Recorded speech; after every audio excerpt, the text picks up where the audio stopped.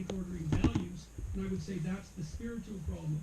The spiritual problem is something like, well, what is most important and vital, and how do we know that that's what we're pursuing?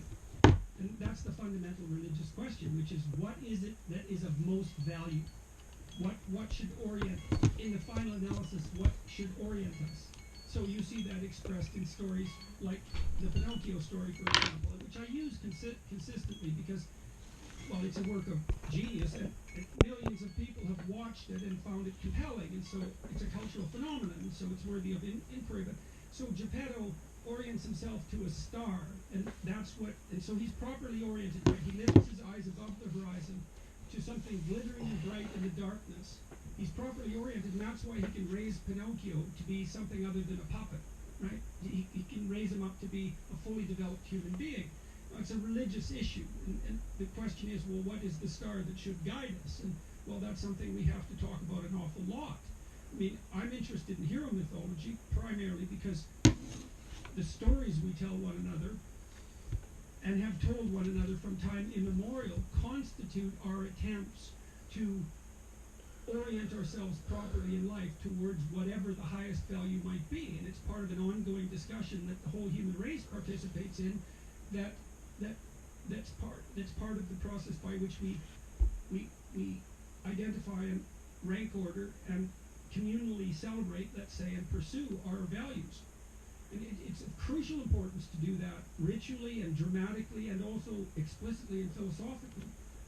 So, and it's also a problem. It is a problem when I've talked to Bjorn Lomberg and Matt Ridley and Mary Tupi, for that matter, about their work. I mean, one of the things, they're perfectly aware of this, that there's something lacking in the story of progress against absolute deprivation. It's not enough. That's part of what makes it lack its compelling nature, apart from the criticism that you raised, which is, well, what about relative privation, which is a perfectly relevant criticism. But you have to have both of those. Like, just because there's still relative poverty doesn't mean that victory over absolute poverty isn't worth celebrating. It certainly is. No. So, okay, so we have to orient ourselves spiritually. Absolutely. I agree with that. There's no doubt about that. My sense is that this, vanquishing of absolute poverty is an inadvertent side effect of different objectives that are to do with the conservation and perpetuation of the abiding machinery of commerce, capitalism, and consumerism. Maybe an inadvertent consequence. Like, for example, when you sometimes think of slavery and the abolition of slavery, that slavery was maintained for as long as possible. Then there comes a point where it's like, oh God, we can't get away with slavery anymore, but we will rescind our right to have slaves, but we will keep an economic class primarily made up of people, in say the case of the United States of America, are made up from that same kind of background. That these kind of, and like that can then be rightly labelled progress, but in terms of a kind of an epiphany, a cultural and social epiphany. Now I know this is difficult, Jordan, because I suppose I'm suggesting there are universals, that there is an absolute North Star that we can all refer to, but isn't any religious man making that claim that there is some? I think it's too one-sided, Russell, because I mean, there's no doubt that corruption exists and that hierarchies can degenerate into power structures and become tyrannical and counterproductive. But that's what happens when they degenerate. That isn't how the properly functioning human hierarchy works, and they're not very stable if they degenerate. Let me give you an example. This is how we think about this. And then I'll talk about slavery, particularly because it wasn't just an economic calculation to get rid of slavery. I mean, in Britain, the movement to abolish slavery was driven by truly believing Christians. They had a walloping effect over a number of decades in eradicating slavery. It was a moral move. And, it was replaced in some sense by another kind of slavery, but one thing that happened in some sense is that as the modern economic system displaced the slave system, which had existed forever, we all became our own slaves, right? Because most people enslaved themselves for 8 hours a day, and then they can be free men the other 16.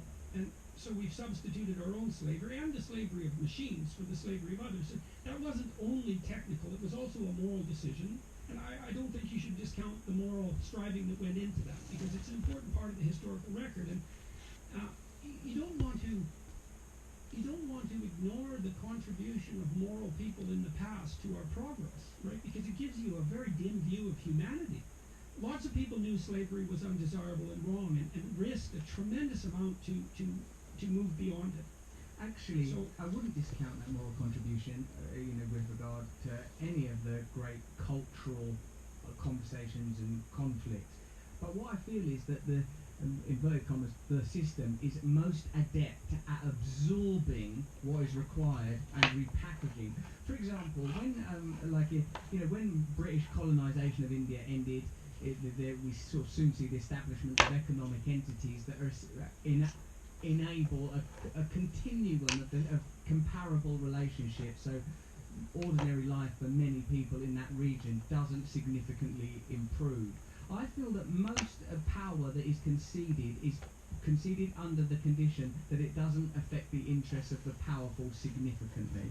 That there is a rarefied strata of society which is, I would say, somewhat immobile, although I suppose we could argue that the emergence of the barons that have replaced oil and steel barons in the sort of tech world, that is different. There's some sort of fluidity. There is, I'm not arguing against that. But what I'm saying is that if we have a goal, and I'm not talking about old, like Marxism, socialism, the left in those terms. I'm actually talking about I'm not talking about the realization of God's kingdom on earth. Like, when you talk about in a personal way, Jordan, the idea that there may be someone that would look benevolently upon you if they knew that you were living your life trying to be beautiful. What type of world, what type of communities, what type of systems, what type of democracies might we favour if this became our shared, collective and individual priorities? And that's what we're trying to figure out, Russell. That's why we're having this conversation. Yes. That's what we're trying to figure out. If fundamentally, I believe that's the purpose of real discussion. And I think one of the reasons that YouTube conversations like this have become so powerful is because you can actually have those discussions. What we're doing is so different than network TV. It's so different. It's so revolutionary. Like, I was talking to a Wall Street Journal reporter the other day, and I said, well, why do you like YouTube? And he said, well, the conversations just follow this unpredictable thread forward, and it's so interesting to watch them. I said, well, that's the logos in action. That's what you're seeing. There's nothing more compelling than that. So if we're doing this right, look, the last conversations we've had, including the very last one, have been received very positively. And I believe the reason for that is, I think, that to the best of our mutual abilities, we're trying to get smarter than we were before the conversation because of the conversation. Yes. And people respond extremely positively to that. And isn't that wonderful that that's the case? And so we are trying to figure this out. And I would also say, don't assume malevolence where ignorance is sufficient. When you look at how a large system operates, you don't want to forget that part of the reason it's not doing so well is because people actually don't know how to do it better. It's not the only reason. Malevolence exists, for sure. But, and then what do? Well, you try to dispel the ignorance, your own ignorance. What you and I are trying to do right now, hopefully, is to dispel our own ignorance and to share that process with the people who are watching and listening.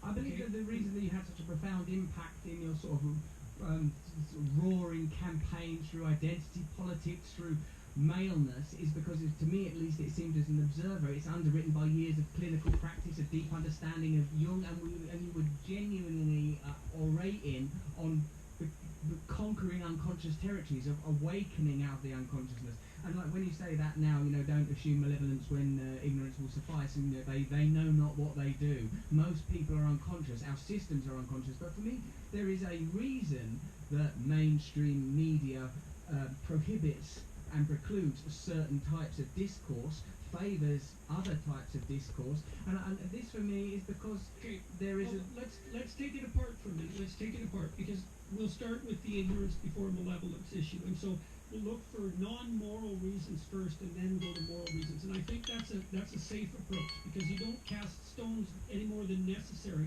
that way. Well, there are massive technological differences between YouTube and network TV despite the fact that they're both video. The first is there's no bandwidth restriction. Bandwidth is now free. You and I can talk for as long as we want, and essentially no one has to pay for it except with their attention. And then it's permanent, whereas with network TV it was evanescent. It evaporated as soon as it was spoken. Well, now this conversation will be around for probably longer than either of us would want it to be. It's as permanent as a book.